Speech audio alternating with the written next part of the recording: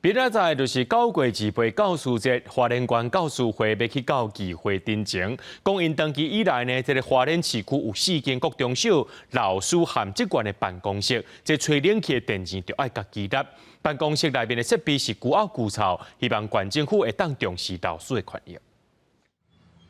这是花莲市一间国小老师的办公室，平均逐个月是1000外块的冷气电费，爱互这间办公室所有的人去平分，插卡纳钱了后才会当用。一个老师认为讲，同款是公务员，是安怎因咧办公室来纳这个电钱？我们呼吁从县长室以下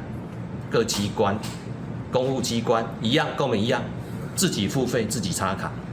苦民所苦嘛。像这种到职员办公室需要老师家己来付冷气的电钱的公立学校，伫花莲市拢总有3间国中、1间国小。另外办公室的设备20年拢无换，嘛互老师来到县议会来申请。放个烟火就3、5千万，办个这个红面姜母鸭就要2、3千万，倒不如把这一些经费节省下来，用在我们教师跟我们学生的这个现场嘛。县府的教育处表称讲，逐年拢有编国校的水电钱，但使用上是尊重国校调度的自主权。不过会和国校来讨论，希望尽量卖和老师来收钱。相关的经费编列在学校之后，我们县府基本上都是尊重学校的运用。我们后续会去了解，然后并且就是请校长这边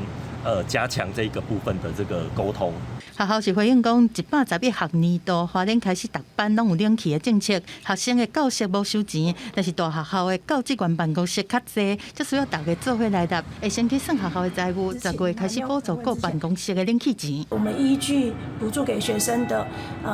就是我们算出来的额度，然后算给我们每一个处室有1700块，科任办公室也有，体育老师的办公室也有。